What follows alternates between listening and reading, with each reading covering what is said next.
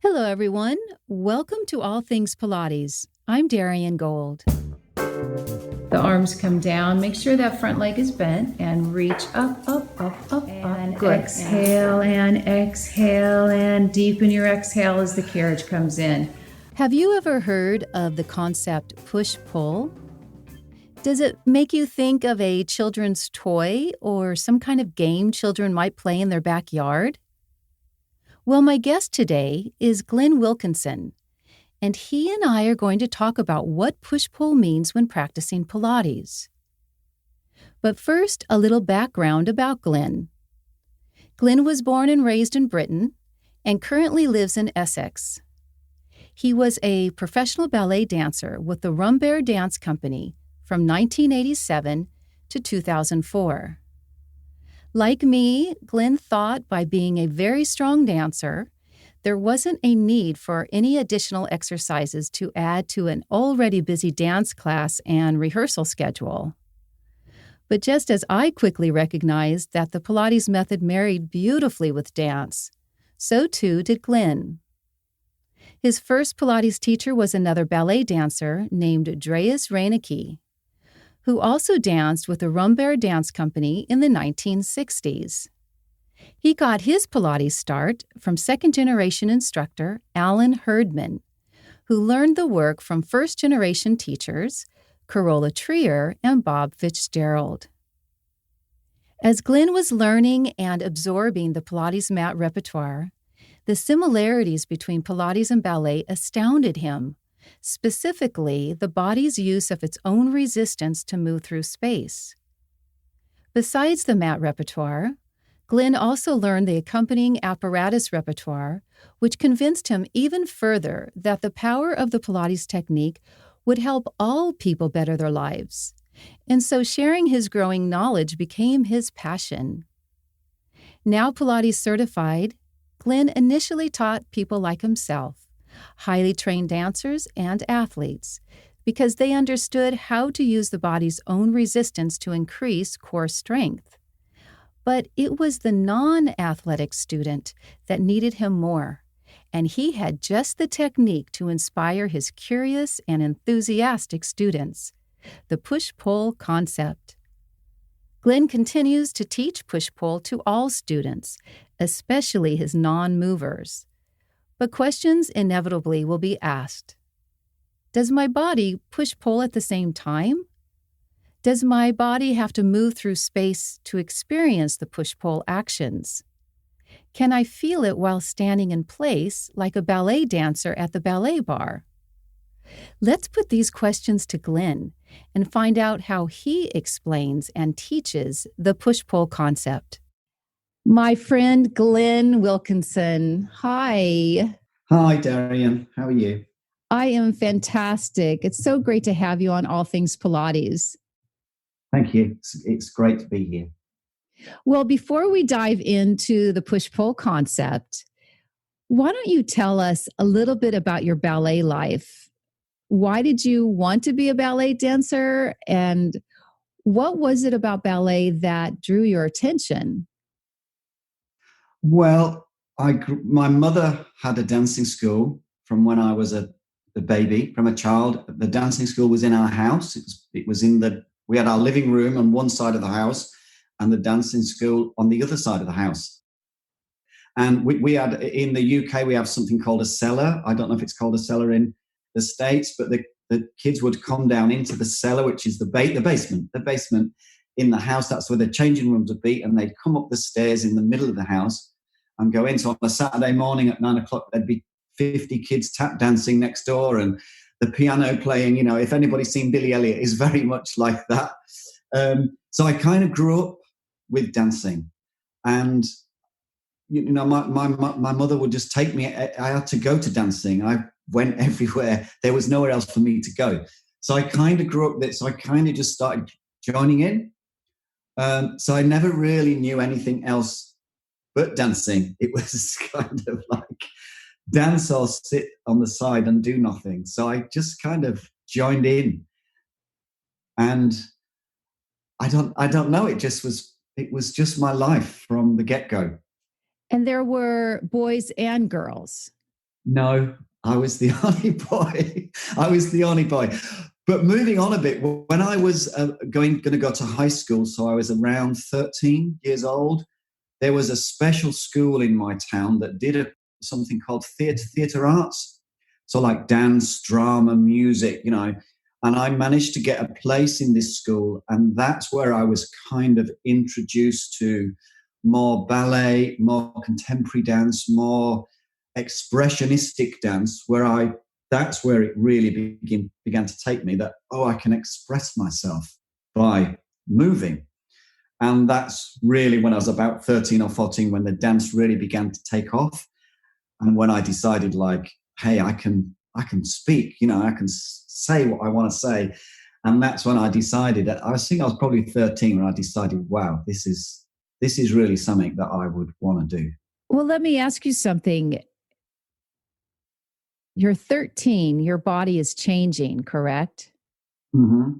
Did that impact any of your decisions regarding dance? And I don't know, were you looking at girls a new way? No, I'm only laughing because girls were of no interest to me. They've really not been that much interest to me my whole life in a good way, in that I've always been so focused and busy on what I was doing. So no, when I was 13 and 14, I was more interested in trying to stretch my splits across two chairs than I was in anything else. That being physical was all I was kind of interested in. That's why I laugh, because of no other reason. And that was my only interest. But people accepted you. Your kids, the kids your age accepted you for who you were. Yeah, I think so. I mean, it was where I lived in the UK. It was a tough upbringing. It was very much the Billy Elliot story in the sense of, if you've seen that movie, it looks and feels like that movie. It's very truthful. It was a tough upbringing. I lived in the back streets of Leeds. Dancing wasn't a normal thing to do. I don't think my father was that interested in me dancing. He didn't think there'd be a career or a job at the end of it. But no, I mean, you'll appreciate that you become quite thick-skinned, even as a 13 or 14-year-old.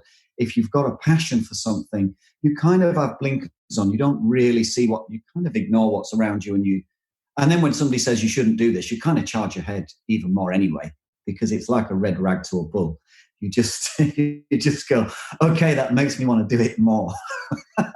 This is bad, right? This is wrong. Good, I'll do it more. And that's part of your personality, right? I think so, yeah. I think so. I hope so. Well, here we are years and perhaps decades later. I'm not quite sure when Pilates came into your life. When did Pilates come into your life? What year? So Pilates came into my life around 87, 88, when I joined Rombe Dance Company. When I joined the company, Pilates was a part of the training, a very small part of the training. It was very unknown. It was quite a new thing. We didn't really know that the word. Everybody knows the word Pilates now. It was a new word. We'd not heard of it. So that's when it was first introduced to me, or I first came across it. Your first teacher was Dreas Reinecke, correct? The first teacher we had was actually like a kind of group class at the company. And that's when you're saying, in your intro, like, I was kind of like, what's this? Like, what is this? Like, I don't need this. I need this, like, running a marathon. I don't need it. I'm a dancer. I'm super fit. I'm super strong, super flexible. I'm in this fantastic dance company. I know everything. What do I need? And so we were doing this like class. And somebody said, you need to go and see this guy called Dreas. Go and see him. And because Dreas he was working with the stars of the Royal Ballet. He'd taken Pilates and was driving it down this working mainly with dancers. And for sure, when I met him, I was definitely like, okay, this relates now. This now relates to what I do. And yeah, this can really help me. This is like, this is different. This is not what I did. This before, what I did was some exercises on the floor, which were, I might as well stand up at the belly bar. No, this was different. There's all machines, there's springs, there's stuff I can get into shapes that I can't do when I dance. So, hey, this is cool. Did Dreas demonstrate for you so you got to see him in motion on the apparatus? Kind of, but Dreas, he's a real character, because Dreas, in the most lovely way of saying this, he's a very camp man, but very, very lovely with it. So he's like, darling, go over there and do your legs and make sure you've got your short shorts on, because you've got nice legs.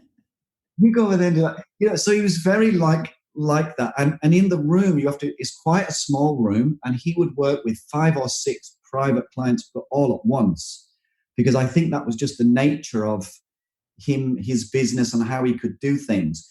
And he would come and instruct you, and then he'd be on to the next person. So he'd kind of go around in a circle. That's what Joe did.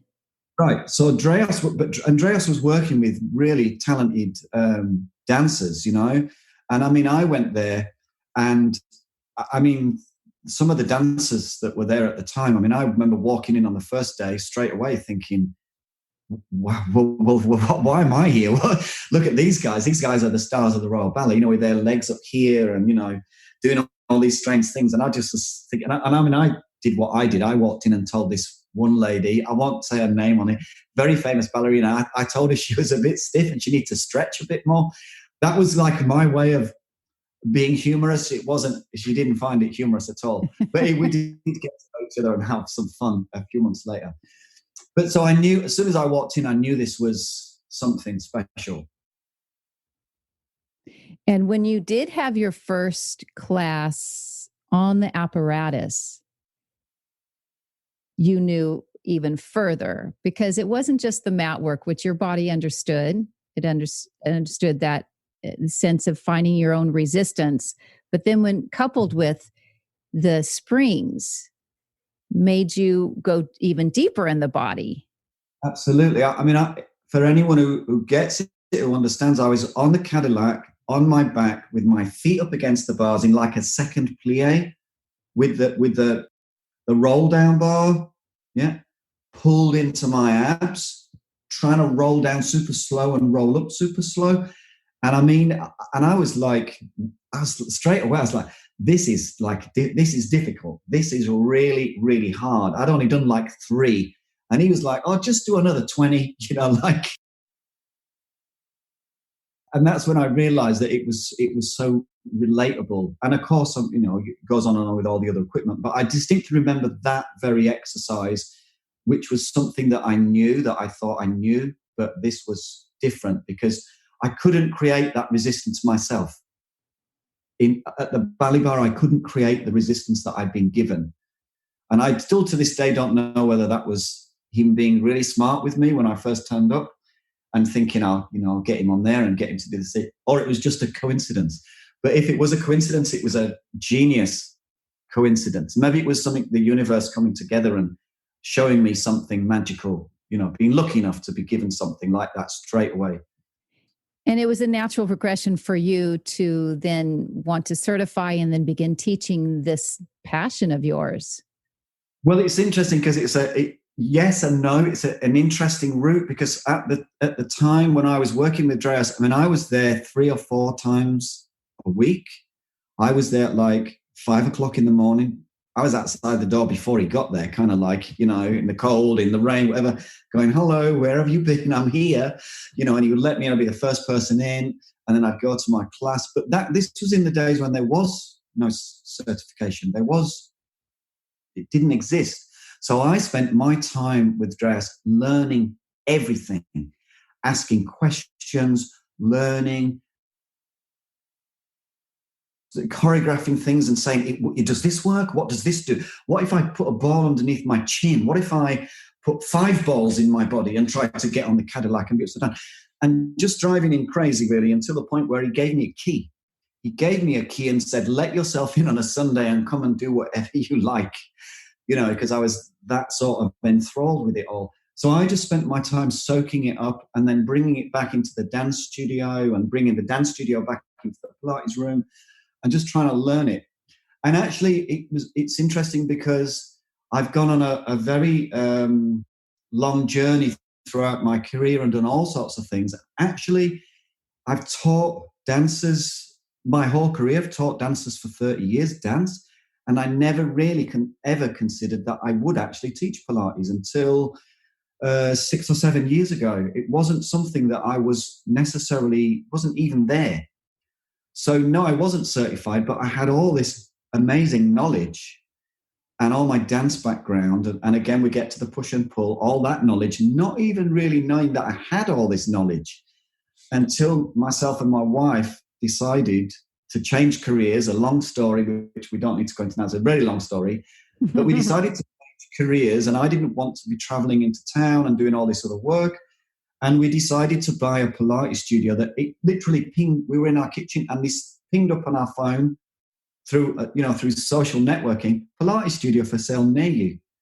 And I was like, we could do that. We could do that. I can teach Pilates. So I actually decided, we bought the studio. The studio happened to be stock equipment. The teachers that were working up there at the time happened to be stock trained. So I said to my wife, well, I'll just go and I'll do the stock thing. I didn't even know what that was.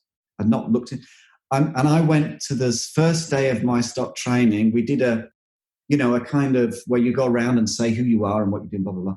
And they asked me, and I said, well, I'm gonna do all the courses in a year, and then I'll take the exam, and I'll get the exam, and I'll be certified, and then I'll go and do what I need to do.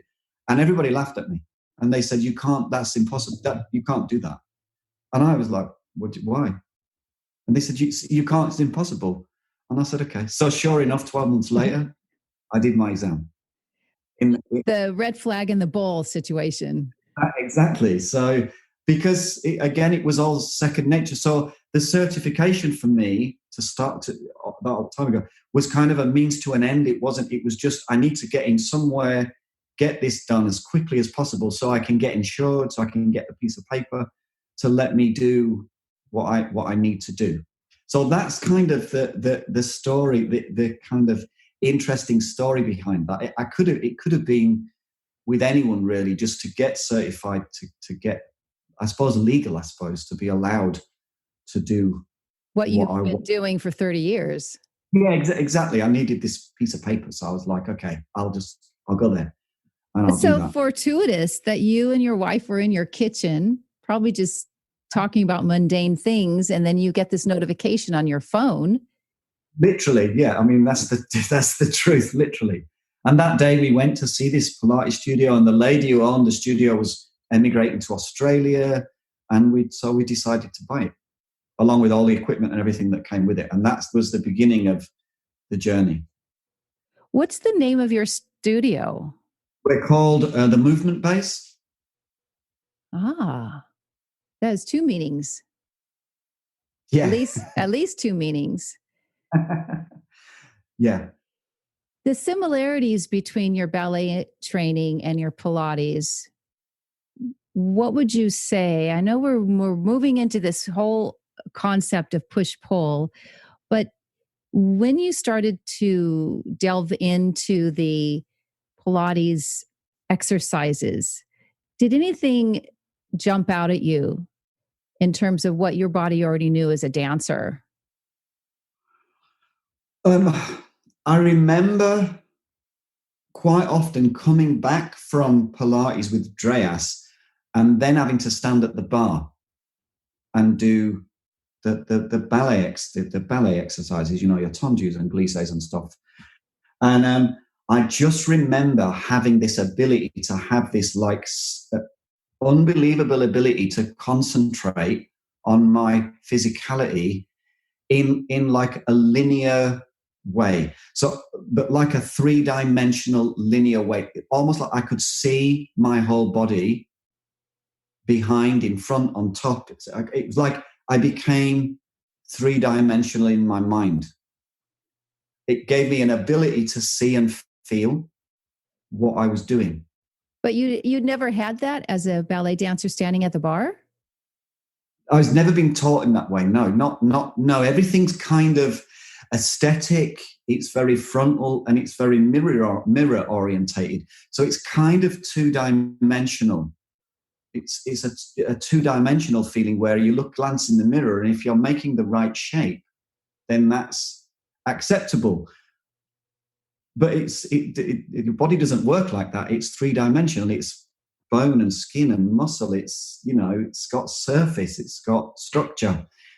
So it was the first time I was able to envisage myself in a really genuinely three-dimensional way because of the exercises. That's very fascinating. I've never heard it described in that way before.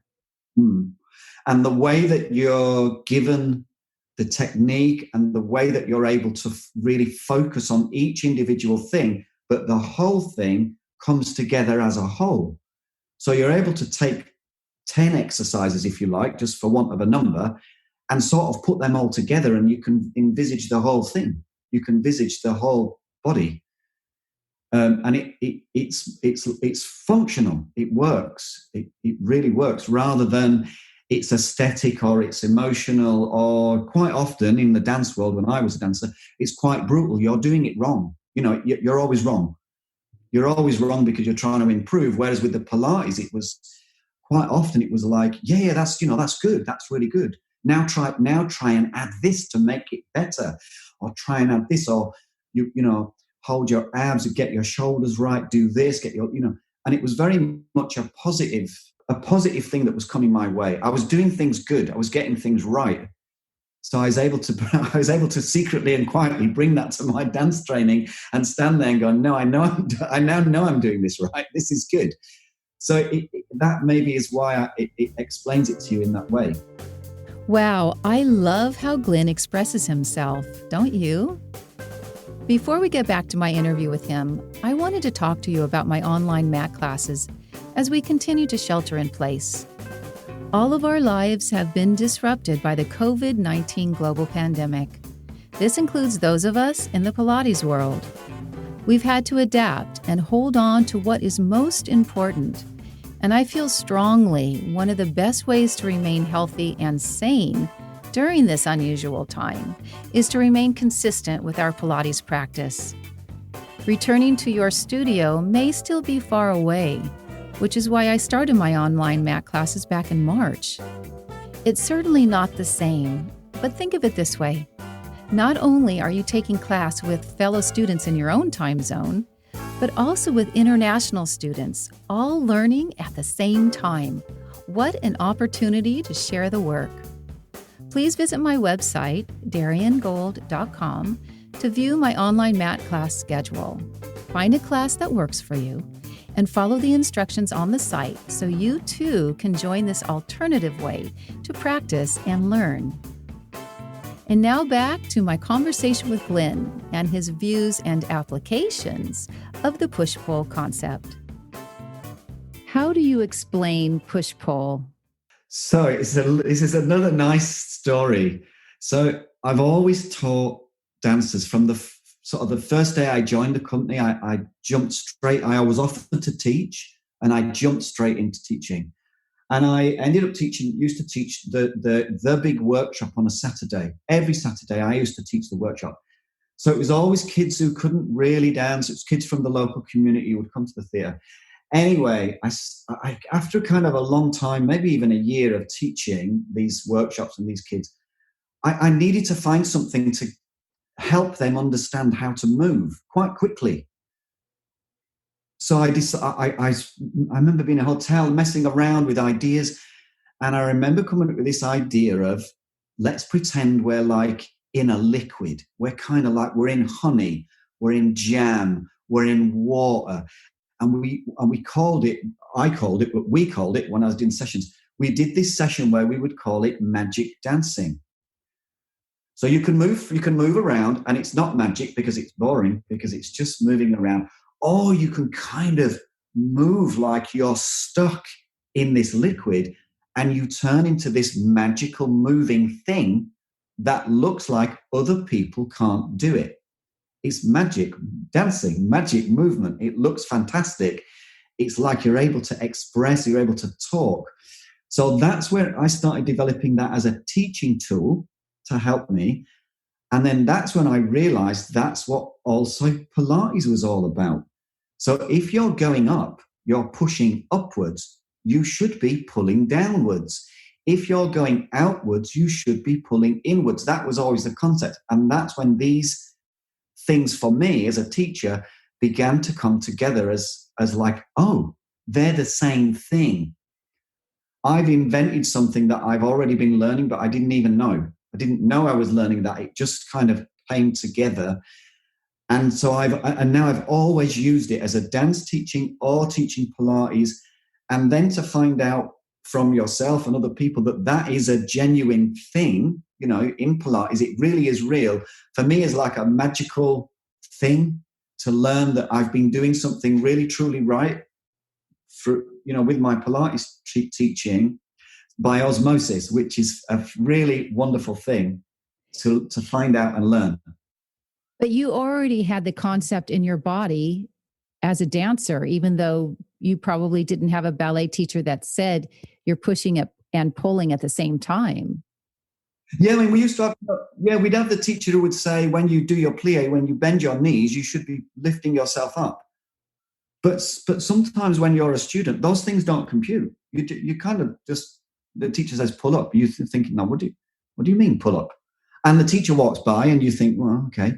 So yeah, as a professional dancer, it really developed, but it wasn't until later in my career, so 10 years in, that things really start to solidify in your brain and your body, and you really start to realize that it's a real thing.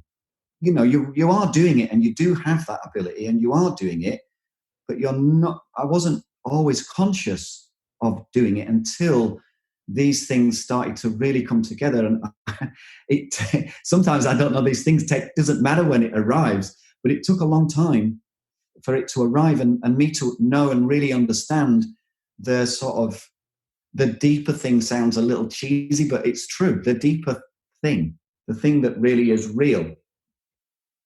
The magic dance component, do you give that visual to not just children, but your adults that come to see you? When you try to describe push-pull, do you talk about moving through thick honey, or so that they can feel when they're doing their Pilates exercises more of that internal push-pull feeling? Yes, sometimes if people can accept that, because if you say to somebody, lie down on the Cadillac and pretend you're in a big jar of honey, they might leave. So then I can't pay my bills. So I mean, you do all sorts of things to try to connect or get people to do. I mean, one thing that I do, which really works for people, is I'll put my hand flat up and say, put your hand flat on my hand, give me the other hand and hold my other hand. Now, actually, let's push and pull. Let's actually push and pull. And they find that really quite tricky. Somebody who's a non-mover, their brain finds it hard to push and pull at the same time, literally push and pull. So I will do that with them, and all sorts of other things, sit with my feet against their feet. When they're trying to go backwards, I'm stopping them. When they're going forwards, I'm giving them the opposite. I'll make them hold things or squeeze things or hang on things or whatever invention I need to make to get somebody to understand that. And it doesn't matter if it's 50 inventions, 50 new things that I never even did. I mean, the coronavirus and the online has been very interesting, saying to people, have you got a pole? Well, have you got an umbrella? Well, have you got an old pair of tights? Well, and you just start thinking, well, go and get one of these things, and I'll help you understand how to do this exercise. I don't even know how it's going to work. I'm just trying to figure out the next best thing that might give them the feeling of what they need to feel, because they can't understand it unless I can tell. They're not going to understand something unless they can get a feeling, unless they can understand what it feels like. So it's definitely a sort of a myriad or a cacophony of all sorts of ideas, particularly with non-movers, to get them to understand. And then when they do, you see the light turn on, because you see the expression in their faces, or suddenly they're able to, they achieve, or suddenly they go really serious because they're achieving. They get it. they understand. And that's when the magic happens. That's when the magic thing happens, and you know that you've connected with somebody and they get it. And then you know you've kind of got them a little bit. So then you could try something a bit more Traditional. Or trying to Yes. maybe breathe a bit more properly, or without sort of scaring them away from what might come across as something like hokey pokey, or Can you name a couple of exercises, Pilates exercises that you've been taught that illustrate fully the push-pull concept that you use for your students, opposed to the imagery of honey and molasses and all of that? Sure. Yeah, a simple one is just a simple bridge, just a plain old bridge, 2 feet on the mat, and you get them to go up a little bit, and then say you need to go up some more, but the more you go up, the more you need to pull your abs down. And if they don't get it, I'll just push them down. And then when they're up, I'll put my hands underneath their pelvis and say, try and get down to the mat. And they'll try and pull themselves down. And they'll say, I can't. And I'll say, no, I know. Because that's what here's the work. That's what you need to do. Our spine stretch is a really good one, with a soft ball or a cushion or a magic circle. Again, just not with their arm, just with their body, just trying to push that down, or against a wall. That's another good one, against a wall or against somebody else, which is something I saw in one of your little videos, which is a really cool idea. Those type of things are really, really, really good. Or getting somebody to do a roll down and just hold them behind their shoulders as they roll down, and actually physically stop them from rolling down. And just when they think they're down to the mat, stop them even more. And they're shaking and they're going, I can't do it. I love it. Yeah. Really going, yeah. Here's there. This is where the work is at. So yes, actually physically giving them the opposition gives them the understanding of push and pull. Yes. Well said. Yeah. Are you in your new studio yet? Well, do you mean since coronavirus, or just generally? Yes. Oh, right. No, we've been, we open a week. No, we open on Monday. Yeah, it's now Tuesday. Yeah, no, Monday. We open a week today. Sorry, my days are gone. We open a week today. We reopen, which I kind of like, really good. I'm also a little bit sort of like, I don't know if I really want to do this, because I've been kind of enjoying the online thing. But yeah, we open in a week. I've been in there. So our studio, we had an amazing new studio built and done, but it was all at the last minute, So I was kind of putting up blinds to cover up the windows that needed replacing, and putting pictures of Joseph Pilates on the wall where it needed a bit of replastering doing. I'm not actually joking. To make it look like this wonderful studio. So we spent the last couple of months while we've been in lockdown actually getting in there and doing all the little things that never really got finished off, because we needed to kind of get going from a financial point of view. But yeah, we'll be back in a week, which is exciting for us. How many students do you have? So just before lockdown, we probably had about 200 people through the studio week. We did a little survey in lockdown, and I know surveys don't necessarily mean much, but 97% of the people said they'd be back. And I think we've probably booked in about 100 for the first week. That's fantastic. So it's good. And actually, even just this evening, my phone's been bleeping with people, messaging, going, they're hungry to get back. Yeah, which is really, really nice. And I think, people realize that health and fitness is really important. But then what we do, I think, is not a comparison to other things. It's not more important or less. But I think I believe it's very good for the immune system. It's very good for us. The type of exercise and the type of mental work. Mm-hmm. I think, it's very good. And that leads me to one final question. Do you have any advice for new teachers coming into the Pilates industry? Because there is a lot of opposing views about this man's brilliant work. What would you say to new teachers if they are searching for a space to open their new studio, or they're going to be starting to teach at your studio, what advice do you have? As far as the work goes, it's really simple because the work works. It works. And I mean, I'm a convert because it works, not because I'm kind of like a hanger on, for no other reason than it works. And I've seen it work, even to my kind of great surprise, where early on I was kind of working with people, kind of thinking, well, okay, what do I do next? I'm not really sure. And this person's got a bad back. And okay, I just need to stick to the formula. No, don't go outside the formula. And lo and behold, it works. I can't say anything other than that. That's easy. So be, trust in what you learn, expand your knowledge, always expand your knowledge, be humble. A lot of people say to me, God, you know so much. And I say, I don't know. I'm picking up the crumbs here. What do I know? I try to be really humble about it. And I think that's a really nice way forward.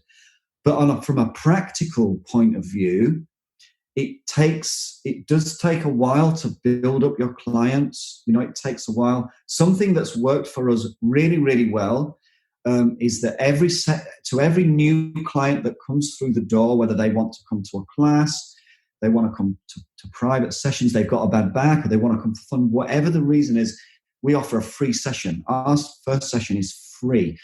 And I've had a lot of teachers come through who want to work with us, and they find this concept really difficult because they see it as a free hour and they want to be paid, but they don't get it. So from my point of view, it's not a free hour. It's my chance to get somebody in the room. No money has passed hands. I can do what I like. I can be really honest. I can say to somebody, I can't help you. I can say to somebody, I can definitely help you and you're going to fly with this.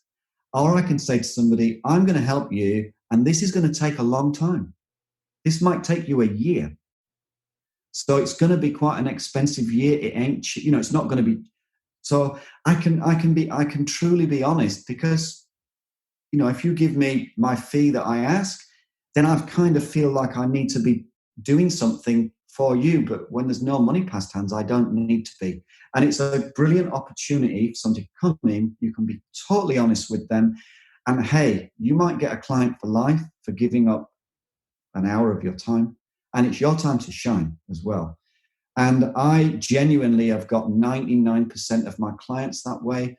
And all of those people who didn't know anything. I mean, would you go into a shop and part with $500 for something you don't know about?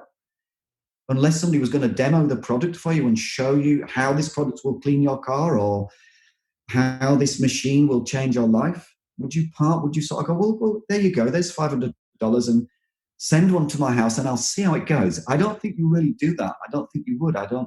And most people out there have heard the word, and I have a lot of people come to me and they say, yeah, because I want to come to Pilates, so I want to do some stretching. And I kind of laugh. And in my mind, I'm thinking, well, you're in the wrong place if you think we're doing stretching, because we won't be doing much of that. Not what they think is, touching their toes. So that would be my advice is if you want to build up your clients, a free session is a really good thing to offer. Get them in, and then you can be really honest. And it really works, and you get a chance to really show people the work and tell them and explain to them and show them what it can do for them. Everybody that comes is coming because they've got some sort of emotional something going on, whether they're desperate to do this, or they've got pain, or a lot of people have got some kind of psychology thing going on, which is in another whole story, which we could talk about. The psychology behind Pilates is very interesting. But then you get an opportunity to show them how you can solve their problem, help their issue, and it's a really good vehicle. I love your advice. It's fantastic. Glenn, if people want to learn even more about you and your studio, what's the best way to contact you or to be able to do that? You can drop onto the internet and just put in the movement base, Essex, UK, will come up. All the information is on there. We have a Facebook page, Movement Base, Instagram, Movement Base. I could give out my personal number if you want. You could call me. If you give your number out, absolutely. Okay, 07974 103 74. Wait, say that again. You got to. We lost you for a moment. Say that one more time. 07974 103 753. Call me, text me. And look, we're open. If there's any people out there want advice, they just anything, we're kind of happy to help with anything, and we get it. I mean, we've had again, it would be a whole other interview about the struggle of us going from nothing to building up to a big studio, and even now people come to the studio and go, wow, you guys must be doing really well for yourselves. And you just think, well, I know it looks like that on the surface, but we're kind of still scratching ourselves out of this big hole that we've dug for ourselves. It's a lot of hard work. Yeah. It's a fantastic hole that we've dug for ourselves. Yes. It's hard work to build a studio and be successful, but it's kind of fun. Life's about the journey, right? Yes, absolutely. Thank you so much for your time, Glenn Wilkinson. Fantastic continued success. You're very welcome. I feel very honored that you've asked me to talk to you today. Yes, hopefully next year I'm going to be seeing you at your studio. Yes, please. All right. All right. Take care, Glenn. And you. Bye for now, Darian. If you enjoyed the show, make sure to write a review and tell your friends about this podcast. All Things Pilates is produced and hosted by me, Darian Gold. Podcast production is provided by Audio Ephemera.